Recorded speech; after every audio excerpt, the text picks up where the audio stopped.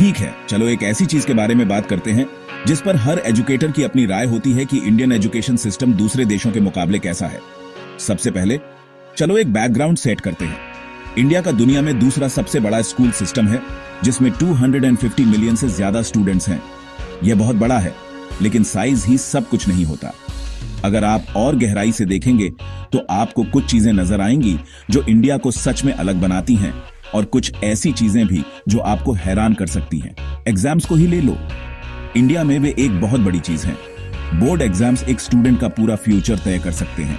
इसकी तुलना फिनलैंड से करो, जहां फॉर एग्जाम्पल हाई स्कूल के एंड में सिर्फ एक मैंडेटरी स्टैंडर्डाइज्ड टेस्ट होता है। फैक्ट्स याद करने के बजाय फिनिश स्टूडेंट्स अपना टाइम प्रॉब्लम सॉल्व करना, क्रिटिकली सोचना और टीम्स में काम करना सीखने में लगाते हैं।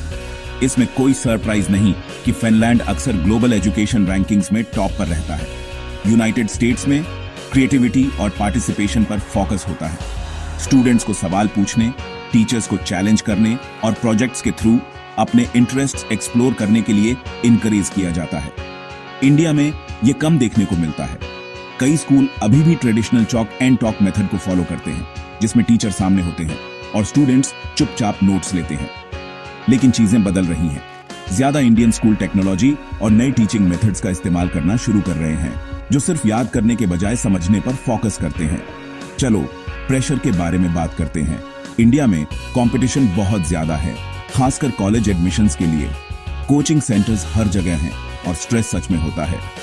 कई स्टूडेंट्स को लगता है कि उनका पूरा फ्यूचर एक सिंगल एग्जाम पर डिपेंड करता है। इसके उलट जापान और साउथ कोरिया जैसे देशों में भी इंटेंस एग्जाम सिस्टम्स हैं, लेकिन वे स्टूडेंट्स की वेल बीइंग और वर्क लाइफ बैलेंस पर ध्यान देना शुरू कर रहे हैं। रिसोर्सेज का क्या? यहां आपको एक बड़ा गैप दिखेगा। अमीर देशों के स्कूलों में अक्सर छोटी क्लासेस, बेहतर इंफ्रास्ट्रक्चर और ज्यादा सपोर्ट स्टाफ होता है।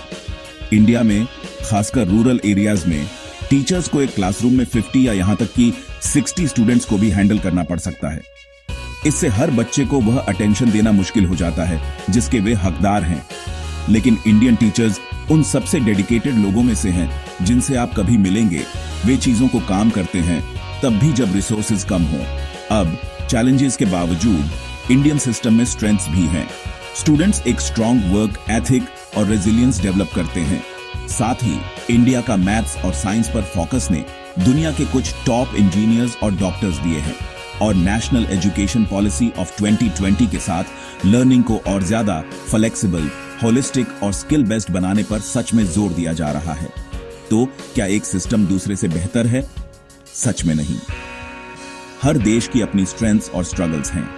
सबसे ज्यादा जरूरी यह है कि हम एक दूसरे से सीखते रहें, आइडियाज शेयर करते रहें और हमेशा स्टूडेंट्स को पहले रखें। आखिरकार एजुकेशन का फ्यूचर ग्लोबल है और हम सब इसमें एक साथ हैं।